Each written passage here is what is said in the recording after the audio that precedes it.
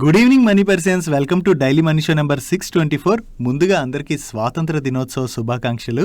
Actually నిన్న market close అయిన తర్వాత మన జూలై మంత్ ఇన్ఫ్లేషన్ డేటా వచ్చింది. ఈ ఇన్ఫ్లేషన్ డేటా ఏదైతే వచ్చిందో అది మార్కెట్స్ అయితే సర్ప్రైజ్ చేసింది. సో దీని రిలేటెడ్ గా ఉన్నటువంటి డీటెయిల్ ఇన్ఫర్మేషన్ ని మాట్లాడుకుందాం. అండ్ దాంతో పాటు ఐటీసీ వాళ్ళు వాళ్ళ హోటల్ బిజినెస్ ని డీమర్జ్ చేయబోతున్నట్టుగా అనౌన్స్ చేశారు కదా. ఈ డీమర్జర్ రిలేటెడ్ గా వీళ్ళ దగ్గర నుంచి ఫుల్ ఫ్లేజ్డ్ డీటెయిల్స్ తోని ఒక ప్రెజెంటేషన్ కూడా వచ్చింది. ఈ డీమర్జర్ లో మీరు తెలుసుకోవాల్సినటువంటి డీటెయిల్స్ తో పాటు మార్కెట్ క్లోజ్ అయ్యి వచ్చినటువంటి ఇంపార్టెంట్ రిజల్ట్స్ అన్ని కూడా క్విక్ గా డిస్కస్ చేసేద్దాం.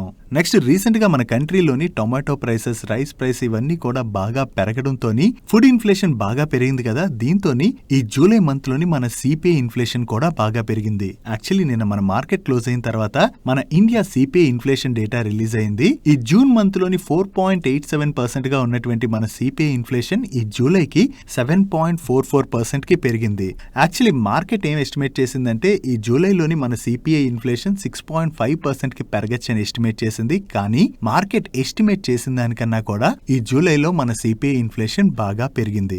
నో ఇన్ఫ్లేషన్ పెరిగినట్లయితే ఏం జరుగుతుంది? రీసెంట్ గా ఆర్బీఐ ఎంపీసీ మీటింగ్ లోని మనం ఆర్బీఐ గవర్నర్ గారి కామెంట్స్ విన్నాం కదా. ఆయన ఏం చేశారు? ఇన్ఫ్లేషన్ ని కంట్రోల్ చేయడానికి మార్కెట్ నుంచి లిక్విడిటీని స్క్వీజ్ చేయబోతున్నట్టుగా అనౌన్స్ చేశారు. బికాస్ ఆర్బీఐ డ్యూటీ అది ఎప్పుడు కూడా ఇన్ఫ్లేషన్ కంట్రోల్లో ఉండేలా వాళ్ళు చూసుకుంటూ ఉంటారు. లాస్ట్ ఫ్యూ మంత్స్ గా చూసినట్లయితే ఆర్బీఐ ఇంట్రెస్ట్ రేట్స్ అయితే పెంచకుండా వస్తుంది. బట్ కానీ ఇప్పుడు మన కంట్రీలో ఇన్ఫ్లేషన్ ఎస్టిమేషన్స్ కన్నా కూడా పెరుగుతుంది కాబట్టి దీన్ని కంట్రోల్ చేయడానికి ఆర్బీఐ ఇంట్రెస్ట్ రేట్స్ రిలేటెడ్ గా కూడా ఏదైనా డిసిషన్స్ తీసుకుంటుందా అన్నది మనం ట్రాక్ చేయడం ఇంపార్టెంట్. ఒకవేళ ఆర్బీఐ కనుక ఇంట్రెస్ట్ రేట్స్ పెంచినట్లయితే మార్కెట్ దాన్ని కొంత నెగిటివ్ గా తీసుకునేటువంటి అవకాశం కూడా ఉన్నది. లాస్ట్ వీక్ లోని ఆర్బీఐ ఎంపీసీ మీటింగ్ అవుట్కమ్ అప్పుడే మార్కెట్ నుంచి లిక్విడిటీని స్క్వీజ్ చేస్తామని అనౌన్స్ చేసిన దానికి ఆ టైంలో మార్కెట్ నెగిటివ్ గా రియాక్ట్ అయింది కదా. జూలై మంత్ లోని బాగా పెరిగినటువంటి టమాటో ప్రైసెస్ రీసెంట్ గా కొంచెం తగ్గుతూ వస్తున్నాయి. ఒకవేళ నెక్స్ట్ ఆర్బీఐ మీటింగ్ కల్లా కూడా మన ఇండియాలో ఫుడ్ ఇన్ఫ్లేషన్ గనక కంట్రోల్లో వచ్చినట్లయితే ఆర్బీఐ ఆ టైంలోని సాఫ్ట్ గా బిహేవ్ చేసేటువంటి అవకాశం కూడా ఉన్నది. ఏదైనా సరే ఇన్ఫ్లేషన్ ఎలా మూవ్ అవుతుంది అన్న దాన్ని బట్టి ఆర్బీఐ యొక్క యాక్షన్ అన్నది ఉంటుంది. సో మనం ఇన్ఫ్లేషన్ డేటాని ట్రాక్ చేయడం చాలా ఇంపార్టెంట్. దాంతో పాటు నెక్స్ట్ ఆర్బీఐ మీటింగ్ ని కూడా మనం ట్రాక్ చేయడం చాలా important. Even RBI last meeting లో కూడా మన కంట్రీలోని ఫస్ట్ హాఫ్ లోని ఇన్ఫ్లేషన్ పెరుగుతుంది, దాని తర్వాత కంట్రోల్లోకి వస్తుందని చెప్పి కామెంట్ చేశారు. సో వాళ్ళైతే ఆల్రెడీ ఇన్ఫ్లేషన్ పెరుగుతుందని ఎస్టిమేట్ చేశారు కాబట్టి ఎస్టిమేట్ చేసిన విధంగా పెరిగితే ఓకే, కానీ దానికన్నా కొంచెం ఎక్కువ పెరిగింది కాబట్టి అదొక్కటే ఇప్పుడు మనకు కనపడుతున్నటువంటి కన్సర్న్. సో ఈసారి ఇన్ఫ్లేషన్ ఎస్టిమేషన్స్ కన్నా కొంచెం ఎక్కువగా వచ్చింది కాబట్టి రేపు మన మార్కెట్ లో కూడా కొంత వాలటాలిటీ కనపడొచ్చు. అలా కాకుండా మార్కెట్ ఆల్రెడీ ఇన్ఫ్లేషన్ పెరుగుతుందని చెప్పి డిసైడ్ అయి ఉన్నది కాబట్టి ఒక్కోసారి మార్కెట్ దీన్ని నెగిటివ్ గా కూడా తీసుకోకపోవచ్చు. రేపు మార్కెట్ మూవ్మెంట్ కన్నా కూడా నెక్స్ట్ మంత్స్ లోని ఇన్ఫ్లేషన్ డేటా ఎలా మూవ్ అవుతుంది అన్నది ఇన్వెస్టర్స్ ట్రాక్ చేయడం చాలా చాలా important. First thing, ITC hotels demerger జరగక ముందు ఐటీసీ యొక్క స్ట్రక్చర్ ఇలా ఉండేది. దీనిలోని షేర్ హోల్డర్స్ ఐటీసీలోని 100% స్టేక్ ని హోల్డ్ చేసేవారు. అండ్ ఈ ఐటీసీ కిందన FMCG, cigarette, paper boards, packing, agri and IT business ఉండేవి. అండ్ అలాగే హోటల్ బిజినెస్ కూడా ఉండేది. అండ్ ఐటీసీ వాళ్ళు ఈ ఐటీసీ హోటల్స్ లోని 100% స్టేక్ ని హోల్డ్ చేస్తూ ఉండేవారు. ఐటీసీ వాళ్ళు ఐటీసీ హోటల్స్ లోని 100% స్టేక్ ని హోల్డ్ చేస్తుండడం వలన ఇండైరెక్ట్ గా ఐటీసీ యొక్క షేర్ హోల్డర్స్ ఐటీసీ హోటల్స్ లోని 100% స్టేక్ ని హోల్డ్ చేస్తున్నట్టుగా ఉండేది. ఈ డీమర్జర్ అనౌన్స్ చేసిన తర్వాత ఐటీసీ వాళ్ళు ఏం చెప్పారంటే షేర్ హోల్డర్స్ కి ఐటీసీ హోటల్స్ లోని 60% స్టేక్ ని ఇవ్వబోతున్నట్లయితే అనదర్ 40% స్టేక్ ని ఐటీసీ వాళ్ళే హోల్డ్ చేయబోతున్నట్టుగా అనౌన్స్ చేశారు. అంటే మీరు ఇక్కడ డీమర్జర్ తర్వాత స్ట్రక్చర్ ఎలా ఉండబోతుందో చూడొచ్చు. షేర్ హోల్డర్స్ ఐటీసీలో డైరెక్ట్ 100% స్టేక్ ని హోల్డ్ చేస్తారు. అండ్ అలాగే డీమర్జర్ ద్వారా లిస్ట్ అయ్యేటువంటి ఐటీసీ హోటల్స్ లో కూడా 60% స్టేక్ ని అయితే హోల్డ్ చేయబోతున్నారు. అండ్ ఐటీసీ హోటల్స్ లో ఉన్నటువంటి రిమైనింగ్ 40% స్టేక్ ని ఐటీసీ వాళ్ళు హోల్డ్ చేస్తారు. అంటే షేర్ హోల్డర్స్ ఇక్కడ డైరెక్ట్ గా ఐటీసీ హోటల్స్ లో 60% స్టేక్ ని హోల్డ్ చేయబోతున్నట్లయితే ఐటీసీ స్టాక్ ని హోల్డ్ చేయడం ద్వారా ఈ హోటల్ బిజినెస్ యొక్క స్టేక్ కూడా వీళ్ళకి ఇండైరెక్ట్ గా యాడ్ అయినట్లు అవుతుంది. ఇది ఐటీసీ యొక్క డీమర్జర్ స్ట్రక్చర్. ఈ డీమర్జర్ యొక్క ఎంటైటిల్మెంట్ రేషియో చూద్దాం. ఎవరి దగ్గర అయితే రికార్డ్ డేట్ నాటికి 10 షేర్స్ ఉంటాయో వాళ్ళకి ఐటీసీ హోటల్స్ లోని 1 షేర్ ని ఇష్యూ చేయబోతున్నారు. ఇందాక మనం మాట్లాడుకున్నాం కదా, ఐటీసీ వాళ్ళు ఐటీసీ హోటల్స్ లో కూడా 40% స్టేక్ ని హోల్డ్ చేయబోతున్నారని. ఈ డీమర్జర్ అయితే వీళ్ళ బోర్డు అప్రూవ్ చేసేసింది కదా. ఫర్దర్ గా ఇంకా వీళ్ళకి షేర్ హోల్డర్స్ అప్రూవల్ తో పాటుగా stock exchanges, SEBI and NCLT నుంచి కూడా అప్రూవల్స్ రావాల్సి ఉన్నది.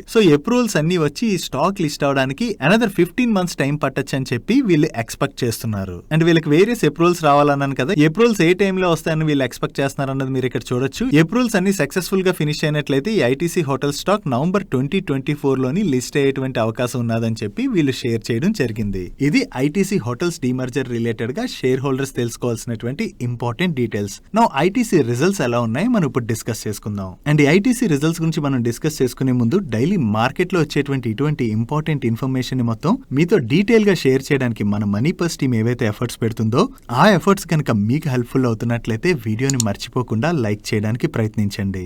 ఇయర్ ఆన్ ఇయర్ బేసిస్ లో వీళ్ళ రెవెన్యూస్ లో 1.55% డ్రాప్ కనపడుతున్నట్లయితే ప్యాట్ లోని స్లైట్ గా డ్రాప్ కనపడుతున్నది. బట్ వీళ్ళ మార్జిన్స్ లో మాత్రం ఇంప్రూవ్మెంట్ కనిపిస్తుంది. ఈవెన్ ప్రీవియస్ క్వార్టర్ తో కంపేర్ చేసినా కూడా వీళ్ళ ఆపరేటింగ్ రెవెన్యూలో 6% డ్రాప్ కనపడుతున్నా కూడా వీళ్ళ purchase of stock in trade expenses బాగా తగ్గడం వలన టోటల్ ఎక్స్పెన్సెస్ కూడా బాగా తగ్గాయి. దీంతోనే వీళ్ళ ఆపరేటింగ్ ఎబిటాలోని 10% అండ్ ప్రాఫిట్ లోని 16% గ్రోత్ డెలివర్ చేయడం జరిగింది. వీళ్ళ ఎబిటా మార్జిన్స్ లోను ప్యాట్ మార్జిన్స్ లోను ఇంప్రూవ్మెంట్ కనిపిస్తుంది. Coming to segment wise numbers, ఈ క్వార్టర్ లోని వీళ్ళ సిగరెట్ బిజినెస్ రెవెన్యూస్ లోను అండ్ ప్రాఫిట్ లోను మంచి గ్రోత్ డెలివర్ చేశారు.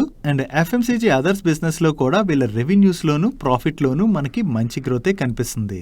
ఈవెన్ వీళ్ళు డీమర్జర్ అనౌన్స్ చేసినటువంటి హోటల్ బిజినెస్ యొక్క రెవెన్యూస్ లోను ప్రాఫిట్ లోను కూడా ఈ క్వార్టర్ లో మంచి గ్రోత్ డెలివర్ చేశారు. అండ్ అగ్రి బిజినెస్ యొక్క రెవెన్యూస్ లోని క్వార్టర్ ఆన్ క్వార్టర్ బేసిస్ లోని డ్రాప్ కనపడుతున్నా కూడా ప్రాఫిట్ లో అయితే మంచి గ్రోత్ డెలివర్ చేశారు. But paper boards, paper and packing business యొక్క రెవెన్యూస్ లోను ప్రాఫిట్ లోను ఈ క్వార్టర్ లోని డ్రాప్ కనిపిస్తుంది.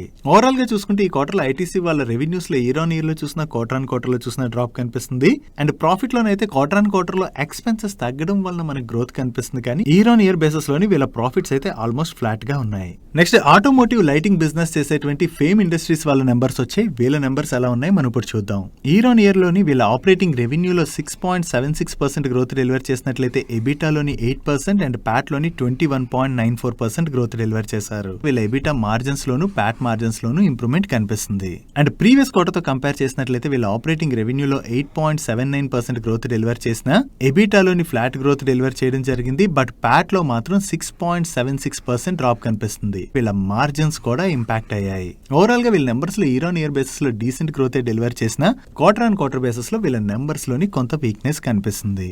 యాక్చువల్లీ ఈ ఇయర్ లోనే కాదు, లాస్ట్ ఇయర్ లో మార్చ్ క్వార్టర్ నెంబర్స్ ని జూన్ క్వార్టర్ తో కంపేర్ చేసిన, దాని before year March quarter numbers ని జూన్ క్వార్టర్ తో కంపేర్ చేసిన వీళ్ళ రెవెన్యూస్ లోను ప్రాఫిట్ లోను డ్రాప్ కనిపిస్తుంది. సో సీజనల్ ఇంపాక్ట్ ఉండుండొచ్చు. దాంతోనే మార్చ్ క్వార్టర్ నెంబర్స్ ని జూన్ క్వార్టర్ తో మనం కంపేర్ చేసి చూడకూడదు.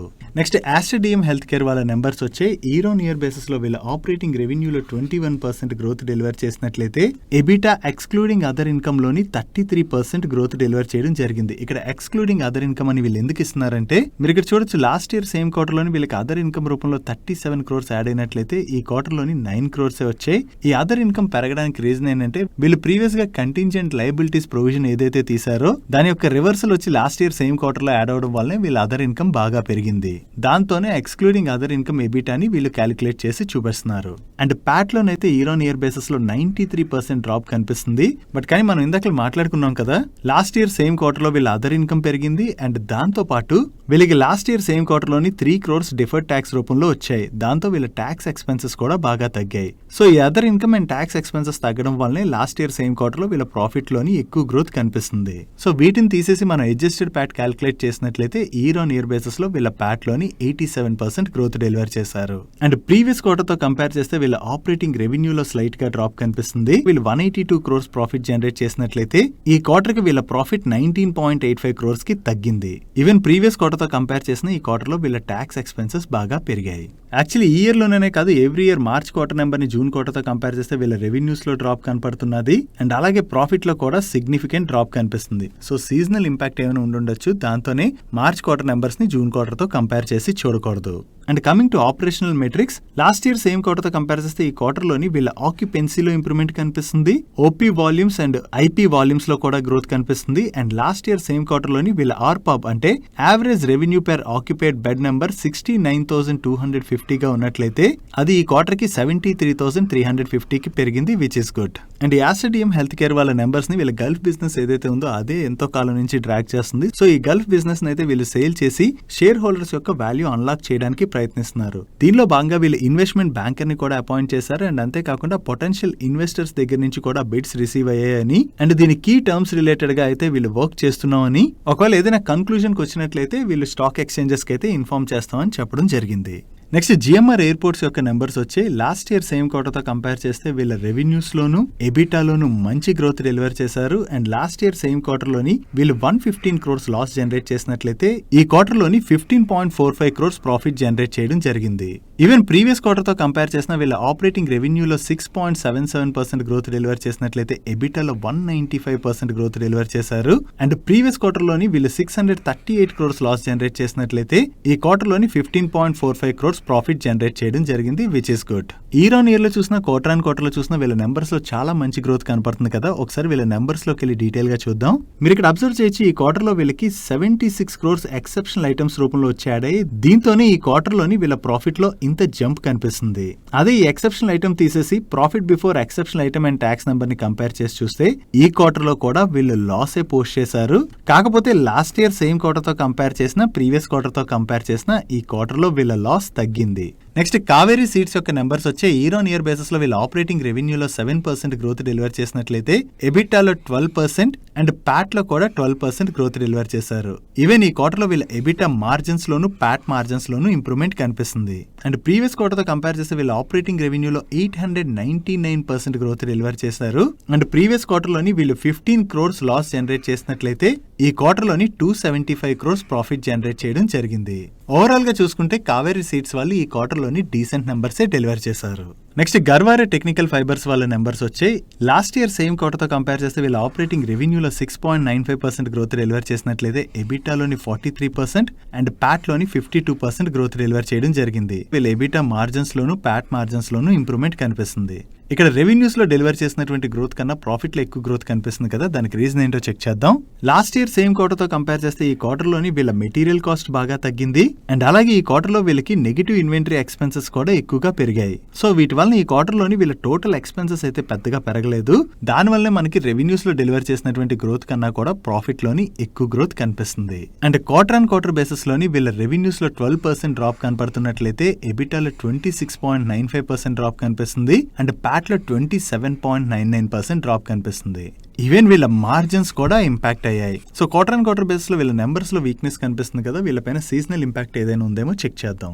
యాక్చువల్లీ ఇయర్ లోనే కాదు, లాస్ట్ ఇయర్ లో మార్చ్ క్వార్టర్ నెంబర్స్ ని జూన్ క్వార్టర్ తో కంపేర్ చేసిన, దాని ముందు ఇయర్ మార్చ్ క్వార్టర్ నెంబర్స్ ని జూన్ క్వార్టర్ తో కంపేర్ చేసిన వీళ్ళ రెవెన్యూస్ లోను ప్రాఫిట్ లోను డ్రాప్ కనిపిస్తుంది. సో ఈ సీజనల్ ఇంపాక్ట్ అన్నది వీళ్ళపైన ఉన్నది కాబట్టి మనం మార్చ్ క్వార్టర్ నెంబర్స్ ని జూన్ క్వార్టర్ తో కంపేర్ చేసి చూడకూడదు. That's it for today's daily money show guys. ఈ వీడియోలో మేము షేర్ చేసిన ఇన్ఫర్మేషన్ మీకు నచ్చినట్లయితే ఈ వీడియోని లైక్ చేయండి. అండ్ ఈ video me friends and family members helpful అవుతుందంటే ఈ వీడియోని వాళ్ళకి షేర్ చేయండి. అండ్ మీరు ఇదే ఫస్ట్ టైం మన మనీ పర్స్ ఛానల్ కి వచ్చి ఛానల్ ఇంకా సబ్స్క్రైబ్ చేయలేనట్లయితే ఇక్కడ ఉన్న ఛానల్ లోగో మీద క్లిక్ చేసి ఛానల్ సబ్స్క్రైబ్ చేస్తూ పక్కనున్న బెల్ ఐకాన్ లోని ఆల్ నోటిఫికేషన్స్ యాక్టివేట్ చేసుకోండి. నేను చంద్రశేఖర్ పత్రి మరొక ఇంట్రెస్టింగ్ వీడియోతో కలుద్దాం. Good night.